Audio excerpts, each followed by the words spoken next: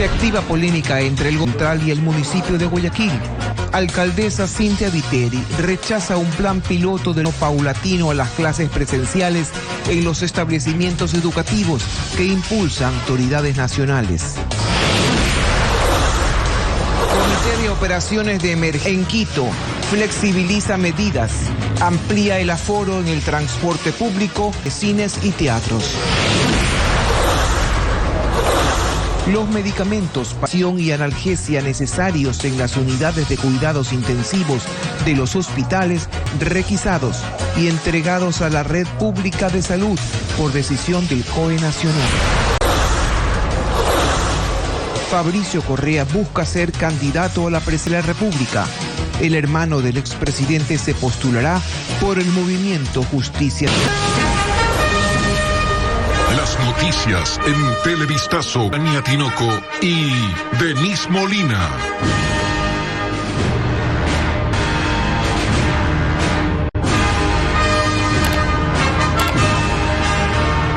Amigos, ¿qué tal? Buenas tardes, bienvenidos a Televistazo. Empezamos con la nueva polémica entre el gobierno y el municipio de Guayaquil.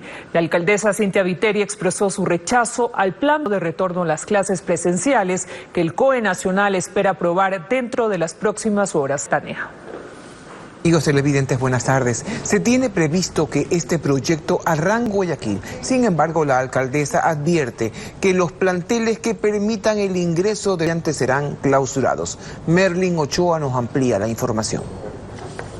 En el Alemán Humboldt de Guayaquil se hizo el anuncio. Ahí los ministros de Gobierno y de Salud, transferidos junto a los directivos del plantel, dieron a conocer el primer plan piloto de retorno a las presenciales que podría arrancar en esta unidad educativa el próximo 1 de septiembre, si es que el COE Nacional lo aprueba. En el COE Nacional este día viernes vamos a aprobar el plan general de retorno progresivo, que va a tener normas diferentes para lo urbano, lo rural, según el semáforo, en coordinación con los COEs cantonales.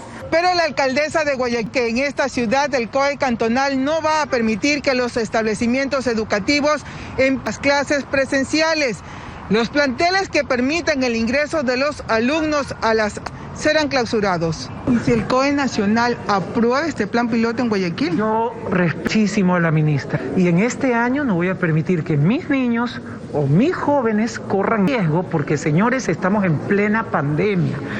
Medimos la ciudad con 27,000 casos diarios, todos los días. Por ello, en los exteriores del plantel, decenas de vehículos municipales con la orden de clausurar el colegio si se permitía el ingreso de algún estudiante.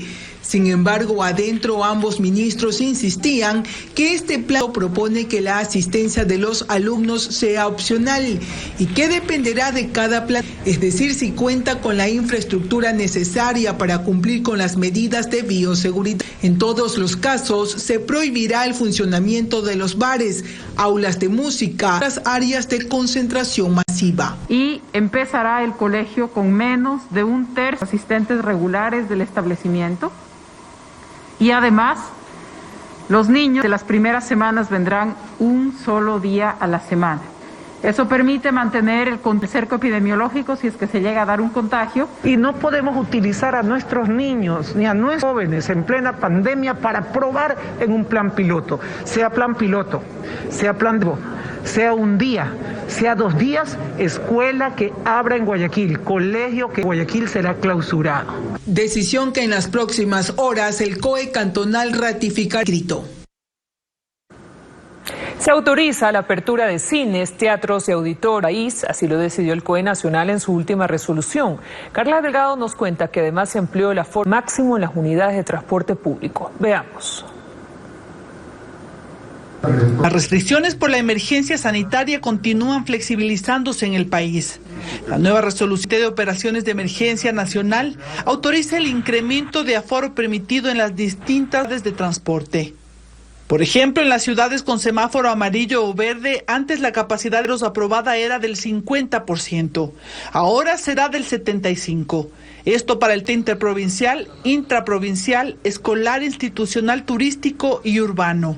Rommel Salazar, director general del Servicio Nacional de Gestión de Riesgos y Emergencias, Explican las terminales terrestres que se habilitarán para el transporte interprovincial. La habilitación de terrestres cercanos a los cantones que estando en semáforo amarillo o en verde, con el propósito de que puedan brindar el servicio sin que éste vulnere la logística, capacidad, facilidades, operatividad y sobre todo las medidas de bioseguridad. Pero agregan los COEs cantonales los que tomen la decisión final, situación que le preocupa a Abel Gómez, de la Federación Nacional de Cooperativas de Transporte Interprovincial de Pasajeros, quien asegura que este sector ya ha perdido cerca de $1.000 millones por las restricciones.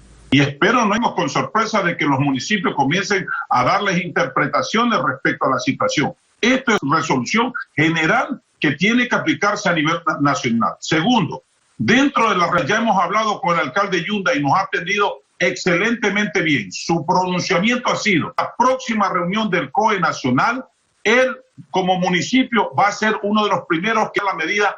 Sin embargo, el incremento de aforo en el transporte urbano en Quito preocupa a los pasajeros. Afirman que no existen controles continuos. Se amontona mucha la gente, mucha aglomeración, tiene la distancia respectiva y como uno necesita los buses hay que estar ahí. Pero en las nuevas del COE también se autoriza la apertura de cines, teatros y auditorios con butacas numeradas en la ciudad. Será con un 30% de aforo permitido y con todos los protocolos de seguridad. No se puede permitir a ninguna persona que ingrese a sitios que tengan de fiebre, de tos o de gripe. En tanto que se incrementa el aforo hasta el 50% en estos lugares, en cantones que ya se encuentren en color aforo verde. Los medicamentos para sedación y analgesia necesarios en las unidades de cuidados intensivos serán requisados, llegados a la red pública de salud. La decisión fue tomada por el COE nacional. Ya la preocupación en otros actores del sector de la salud que avisoran un desabastecimiento de medicinas. Era un secreto a voces. En el sector de la salud se advertía que los medicamentos para sedación estaban cada vez más escasos, que se sentía un déficit en el mercado, aunque la palabra déficit no es una que al ministro le... Yo creo que más que déficit debería hablarse de una mayor oferta del medicamento, una mayor demanda del medicamento con limitada oferta. Entonces en ese juego nosotros tenemos que, si las farmacias no nos quieren dar, nosotros las vamos a tomar en bien de cada individuo, cada paciente crítico.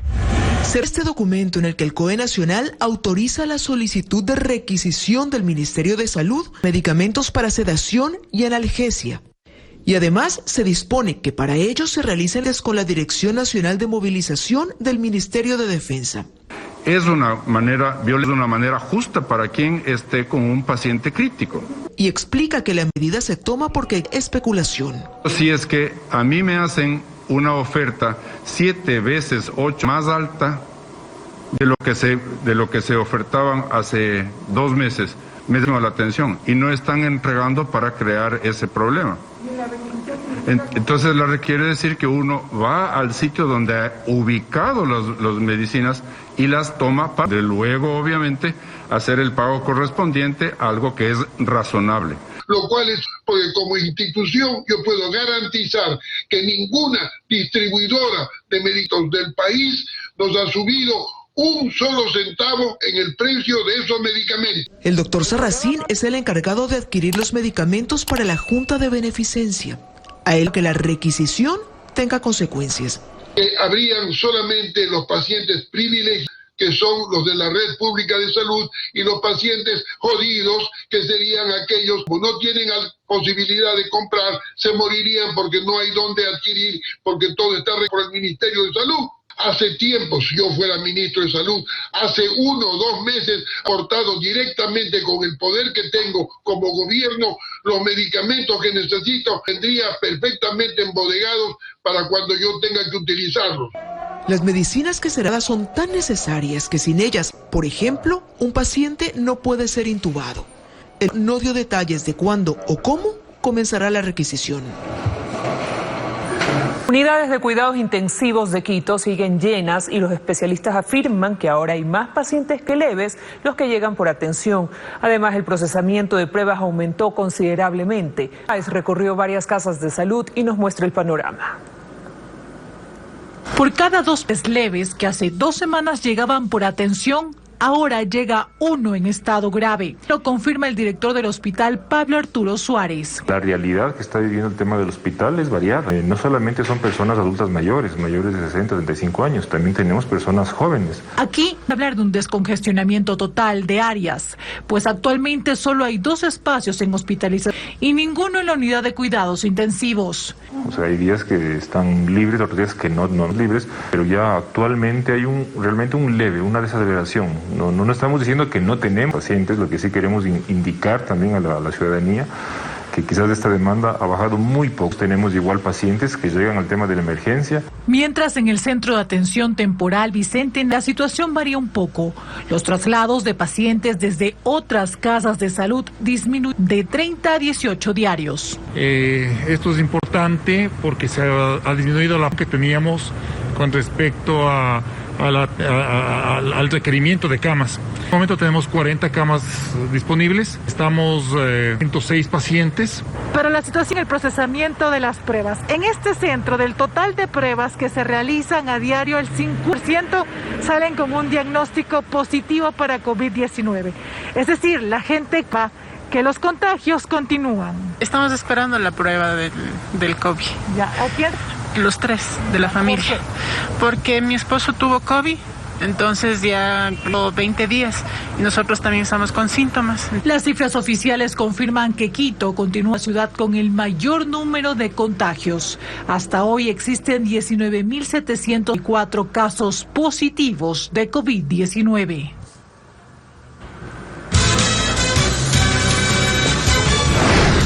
Vamos a la pausa y al regresar, el del expresidente Rafael Correa, Fabricio Correa, es nuevo precandidato a la presidencia. Además, el exmandatario Lucio Gutiérrez ya eligió a su compañero de fórmula buscando otra vez la presidencia. Precisamente para hablar de temas electorales, ya está en nuestros estudios de Coavisa Diana Tamaín, presidente del Consejo Nacional Electoral. En breve la entrevistaremos. Ya regresamos.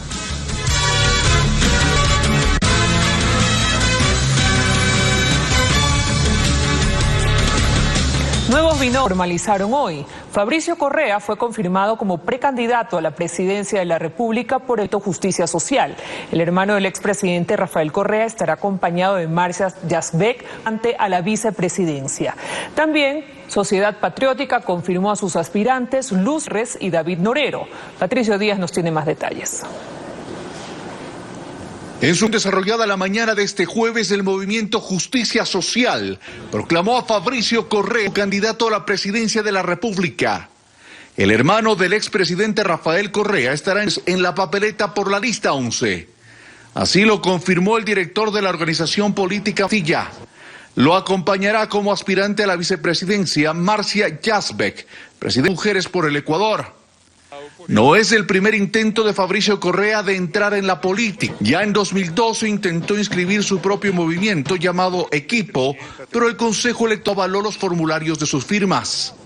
Esta tarde el candidato y los dirigentes de su movimiento darían más detalles de su propuesta. Fabricio Correa ha sido un fuerte crítico del gobierno hermano Rafael y de quienes forman parte de su organización política.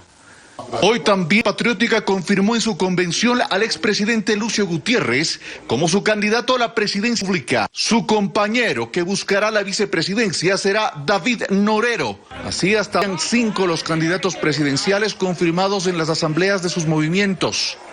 Otras acciones políticas, aunque han promocionado a sus aspirantes a jefe de Estado, recién realizarán actos de democracia interna entre viernes y domingo.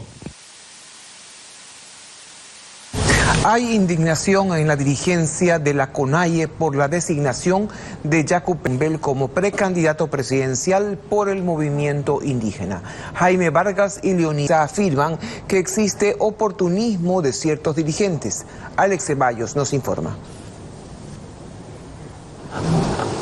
A los principales dirigentes de la Confederación de Indígenas del Ecuador les molesta y les indigna que el movimiento político les haya excluido de las próximas elecciones presidenciales y en su lugar haya designado como candidato a Yacu Pérez. No puede ser el populismo, no puede ser el oportunismo, no puede ser falten a los principios de los pueblos y nacionalidades. Y viendo todo estas irregularidades, diríamos, de no permitir la participación de nuestras nacionalidades y pueblos del Ecuador, las mismas organizaciones que nos están apoyando, digo, de que se decline la candidatura.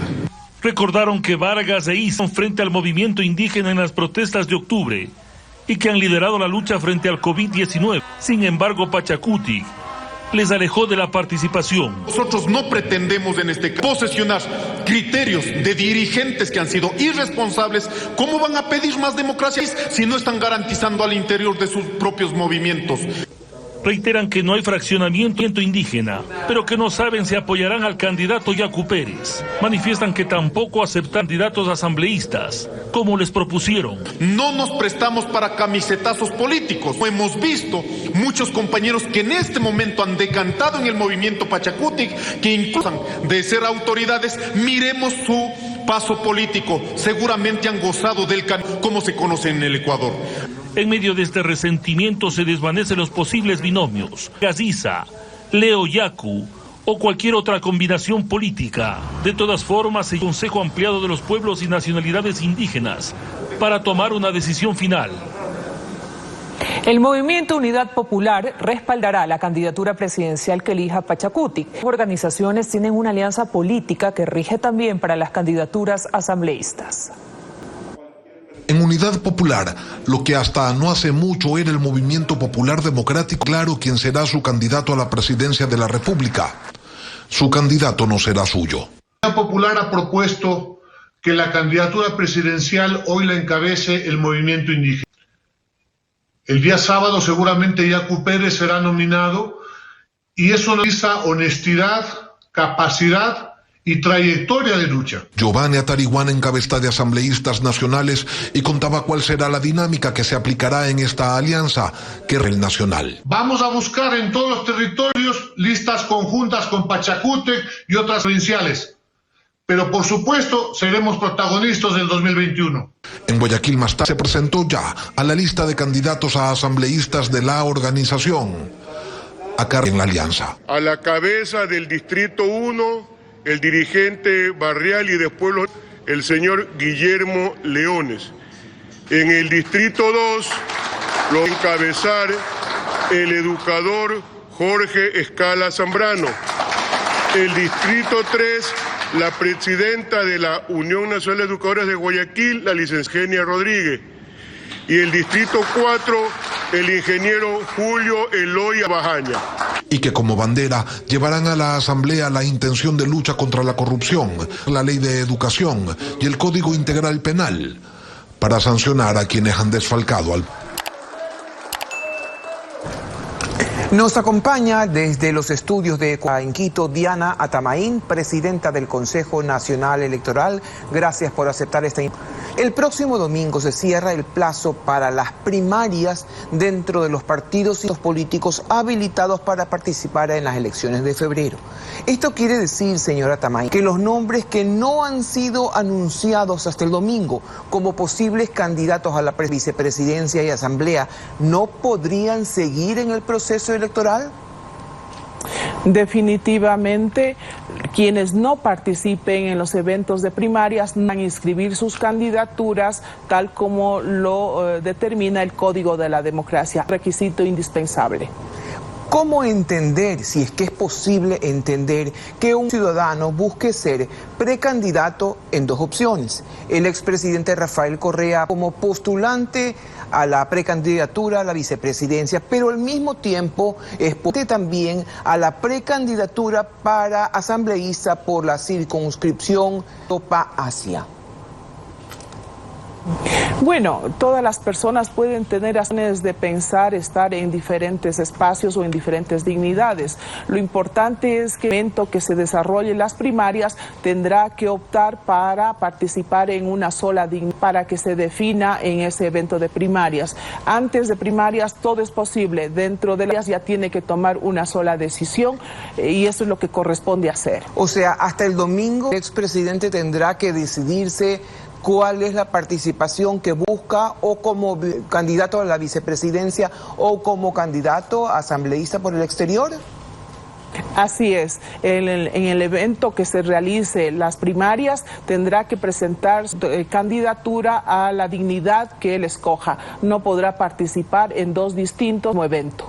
Asimismo, los partidos y movimientos políticos habilitados pueden tener postulaciones a binomios presidenciales. El caso de Andrés Arauz y otra vez Rafael Correa, Andrés Arauz y Carlos Rabascal. ¿Cómo entendemos eso? Si el reglamento interno de la organización política lo permite, es posible llevar ante dos opciones en donde una persona puede estar, pero siempre y cuando sea en la misma dignidad. Al final, el binomio que tenga más votos, sea el ganador, será el que inscriba. No es impedimento por el Código de la Democracia, pero también tendrán que vigilar que sus reglas internos lo permitan. ¿Pero esto tendrá que definirse hasta el domingo? Domingo, antes de la medianoche, que se acaba el plazo para realizar las primarias, donde el Consejo Nacional Electoral tiene que acompañar y dar fe de que los datos o las personas se presentaron como precandidatos para luego ir a la segunda fase de la inscripción de candidaturas. La inscripción en línea no necesita la presencia del que busca la candidatura. Fue aprobada por parte del CNE, pero debemos entender que solo una parte de este proceso sigue vigente. Entonces la norma de aceptación de la candidatura ante la autoridad per forma expresa, indelegable y personalísima, como dice la norma. No decirle que los críticos aseguran que está dirigido contra Rafael Correa y contra Abdalá Bocoram. Sigue vigente que la aceptación de la candidatura tiene que ceder frente a un delegado del Consejo Nacional Electoral de forma personal. Esa parte del reglamento sigue vigente y debo manifestar que este artículo del reglamento está dirigido a ninguna persona, mucho menos al expresidente Rafael Correa, puesto de que este evento de democracia interna está vigente desde el año 2012. Y también hay que decir que la inscripción de la candidatura es otra fase que se lo puede hacer en línea o presencial por el delegado de la organización política. Ahí no se necesita la presencia del candidato. Señora Tamayen, ayer se conoció un pronunciamiento de la Corte Nacional de Justicia en el sentido que la sentencia contra Rafael Correa por el caso sobornos está en firme. Una carta de la jueza Danacho aclara que el recurso de casación que ha presentado el exmandatario no es una tercera instancia, un recurso extraordinario. Pero varios juristas la contradicen y aseguran que la sentencia no está ejecutoriada. ¿Cómo lo toma usted? ¿Cómo lo toma el Consejo Nacional Electoral? Bueno, también a horas de la tarde del día de ayer circuló a través de redes sociales una nueva donde la jueza Camacho manifiesta que quien debe determinar si está infirme o no es el juez competente. En virtud a ello, nosotros como Consejo Nacional lo que nos corresponde es recibir de la notificación del juez competente determinando de que el caso está infirme y por lo tanto se arreglan los derechos políticos del ciudadano. Eso lo determina el artículo 81 del Código de Democracia, que corresponde que el juez competente tendrá que notificar al Nacional Electoral y nosotros esperaremos que se cumpla aquello. Señora Tamayen, muchos se preguntan, en tiempos de emergencia sanitaria y económica se prevé destinar casi 43 millones de dólares solo en electoral. Un precandidato, Guillermo Lasso, ha renunciado a ese fondo pidiendo que se destine a enfermeras posgradistas impagos en la pandemia. Pregunto, ¿podría hacerse general una eliminación de este fondo para todos, pero a la vez cómo garantizar que puedan promocionarse los candidatos sin recursos económicos? Sí, esta es una norma constitucional que tienen derecho los candidatos de tener fondos que es a través del Estado. Podrían ser retirados solamente en el marco de excepción por un decreto del presidente de la República para destinar esos recursos a esa educación. De otra manera no sería posible. Sin embargo, hay que aclarar que recursos no se entreguen en efectivo a los candidatos, sino es a través de las franjas publicitarias. Además, también es importante que los candidatos que hacen estas propuestas tengan claridad. Si bien renuncian o no harán uso de esas franjas publicitarias cuando hacer, tienen que tener presente de que no tendrán la posibilidad de pautar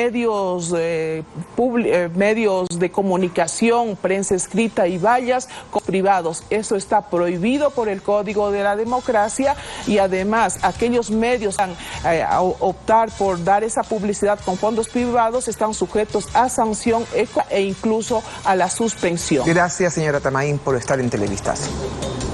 Muchas buenas tardes.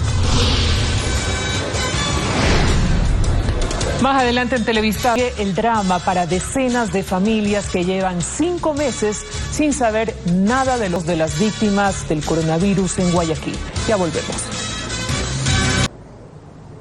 Seguimos informando. En Guayaquil, decenas de personas se movilizaron. 5 meses después, aún no reciben los restos de sus familiares, quienes fallecieron entre marzo y abril de este año, en pleno pico de la pandemia. José Carlos Alvarado nos cuenta que faltan unos 70 cuerpos por entregar.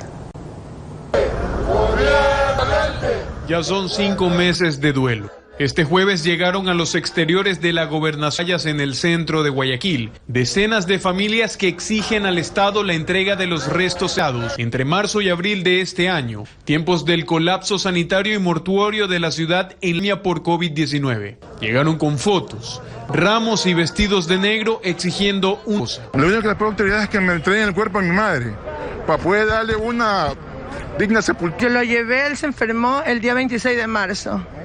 Y falleció el 29. Desde ahí no encuentro su cuerpo. Héctor Vanegas representa a varias de estas personas y detalla que hay a los que no se les ha completado el proceso de identificación del cadáver. Los cogieron como y los mezclaron y perdieron la identificación y después de eso se quedaron queditos, calladitos. El Servicio Nacional de Ciencias Forenses confirmó que faltan aproximadamente 70 por identificar. La acción de protección concedida el pasado 6 de junio obliga al Estado al cumplir varias medidas para estas familias. La Defensoría del Pueblo, entidad que vigila el proceso, detalla que más han denunciado nuevos casos luego de este dictamen. La sentencia no fue emitida con el efecto Sin embargo, a partir de la decisión que emite el juez, en realidad se han hecho las gestiones de forma realizada. Entre otras medidas que aún deben ejecutarse está el anuncio de disculpas públicas de los hospitales de donde se atendieron a cientos de personas, además de la asistencia psicológica para las familias que a sus seres queridos. Esta madrugada, un equipo de Coavisa realizó una operación a 3 sujetos que asaltaron a un morador del sector de la Villa Flora. Uno de los delincuentes fue capturado por la policía. Alex Ceballos nos relata lo ocurrido en el sur de Quito. Presencia delincuencial, los vecinos pedían ayuda. Entonces, junto a ello, iniciamos la persecución por el sector de la Villa Flora en el sur de Quito. Los sospechosos avanzaban en un vehículo negro por la avenida Rodrigo de Chávez. Los coordinaban la ayuda policial vía telefónica con el EQ 911. Daban nuestro y la dirección de los maleantes que aceleraban su fuga. 10 cuadras más arriba, en el sector de Chiriacu, la policía los interceptó. 2 lograron huir, pero uno fue capturado con evidencias. Entre ellas el celular del vecino, que fue atacado minutos antes. Después del cumplimiento de este acto delictivo, organizó a sus unidades con la finalidad de identificar e individuar a los causantes de este posible daño a las personas. Se presume que es una organización al robo a personas. El sospechoso fue llevado a la unidad de flagrancia. Y los vecinos manifiestan que los robos en el sector son a diario, que la delincuencia mantiene atemorizada por lo que solicitan la apertura de la UPC del barrio, que permanece cerrada. En Guayas, decenas de uniformados realizaron anoche un intenso operativo contra clandestinas de motos en el cantón Yaguachi. Según las autoridades, estas prácticas se realizan con frecuencia pese al estado de excepción. María Gabriela Carpio nos informa. Fue un operativo en el que intervinieron policías, militares y agentes de tránsito, tras varias denuncias que indicaban que cada miércoles en la noche, decenas de motociclistas se toman carretera del cantón Yaguachi, en la provincia del Guayas. Se han apoderado jóvenes motociclistas, estamos en estado de excepción, sin embargo, ellos vienen a hacer los piques que comúnmente se conocen. Se refiere a las carreras clandestinas de motos, una situación recurrente que mantiene alarmados a los habitantes de esta zona. Donde se pudo dispersar a la gente que viene con motocicletas, así como también la detención de las motos que participan en estas respectivas carreras clandestinas. En este operativo hubo al menos 15 motos retenidas. También se detuvo a una persona. Sin embargo, los uniformados que la cifra de infractores es aún mayor. A las madres de familia, padres de familia, por favor, controlar a estos jóvenes que en cualquier momento se pueden desprender de una motocicleta y van a ocasionar sumamente grave. Porque van 10, 20, 30, 40, hasta 400 motos de inteligencia se desprenden por este sector. Agrega que estos controles se realizarán de forma frecuente y otras zonas aledañas con el fin de erradicar las competencias clandestinas de motos. Cerca de 400 kilos de droga fueron encontrados hoy en la playa La Tiñosa, en una zona de Manta, provincia de Manabí. El alcaloide estaba dentro de 10 sacos de yute ocultos entre la arena. 4 personas que habrían estado custodiando el cargamento fueron detenidas. Se presume que la droga es salir vía marítima al extranjero. Seguimos informando. Los integrantes de la fraternidad Fernando Grunauer se concentraron esta mañana en la Plaza Rocafuerte en Guayaquil para rechazar los hechos, así como la impunidad que el país vive en los actuales momentos. Un llamado a las autoridades de los distintos poderes del Estado para que actúen en función de la normativa y procedan a sancionar a los responsables de los delitos que realizan a la sociedad ecuatoriana. La pandemia ha traído unos cambios para todos y las bodas no han sido la excepción. Con Olga Chan conozcamos la nueva propuesta de los organizadores de este tipo de eventos para quienes buscan casarse en época de COVID-19. En esta nueva normalidad al amor también le tocó adaptarse. Sol de Guayaquil fue testigo de cómo estos novios recibieron a sus invitados, ajustando sesiones actuales. En caravana algunos llegaron para saludarlos, mientras familiares y amigos más cercanos ingresaron al lugar respetando los protocolos de bioseguridad. Catherine y Carlos tenían previsto casarse en julio de este año, pero la pandemia cambió. Sin embargo, apenas las restricciones se flexibilizaron, nada les hizo seguir buscando opciones para sellar su amor. Con todo lo que pasó por motivos de la pandemia, tuvimos que hacer todos nuestros proyectos, ¿no, verdad? Después de eso, también nosotros estudiamos eventos y creímos que este era uno de los mejores paquetes que podían existir, que se acomodaban a nuestra comodidad. Y aunque todavía no tenían claro cómo sería esta celebración, dicen que su matrimonio no podía esperar más. Bueno, sí, es un poquito fuera de lo tradicional, la verdad es que sentíamos que después de estos 4 o 5 meses encerrados, era el momento de hacerlo.